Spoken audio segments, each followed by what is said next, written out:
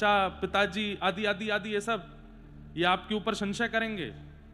तो पहली अग्नि जीवन में आती है स्वास्थ्य को लेकर के, मतलब स्वास्थ्य बिगड़ेगा, उससे निकल जाओगे, कुछ समय बाद फिर अपयश की अग्नि आएगी, आपके ऊपर संशय किया जाएगा। तीसरी अग्नि जीवन में आती है धन का लॉस आता है, सबके जीवन में आएगा। एक समय भी ऐसा भी आ सकता है कि आपको ये लगे अरे राम कोई मेरी सहायता ही कर दो, मुझ पे नहीं। चौथी अग्नि आपके जीवन में आएगी, आप विचारों से नकारात्मक हो जाओगे। कोई आपके संग अच्छा कर रहा है लेकिन आपको लगेगा नहीं नहीं ये मेरा भला नहीं चाहता, ये मेरे संग बुरा ही कर रहा है, चिड़चिड़ापन आ जाएगा।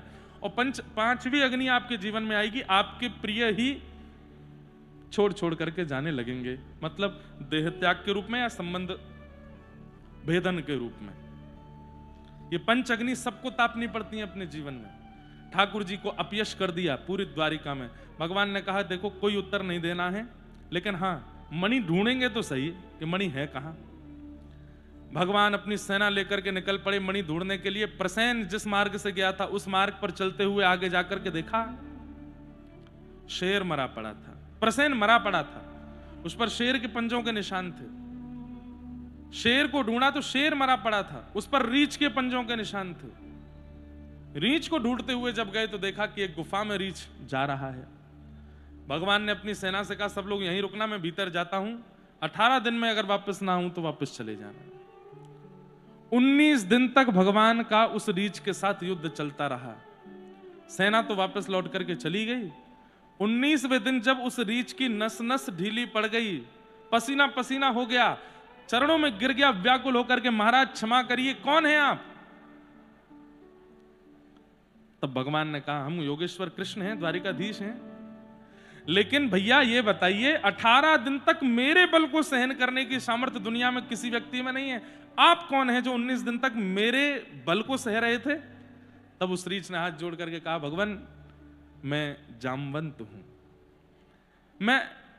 मैं अमरत्व को प्राप्त हो गया हूं। सतयुग में भी मैं था, जब वराह भगवान प्रकट हुए तो मैंने पृथ्वी की 3 परिक्रमा की थी। त्रेता में तो मैं राम जी की पूरी सेना में था ही, द्वापर में भी मेरा स्थान है। भगवान ने तुरंत हृदय से लगा, रे जामवंत जी बड़े मंगल में दर्शन हुआ, हमको नहीं पहचाने आप? बोले भगवान आपके दर्शन के लिए तो मैं तरस रहा था, लेकिन बड़ी कृपा हो गई कि आप स्वयं चल करके कुटिया पर आए हैं।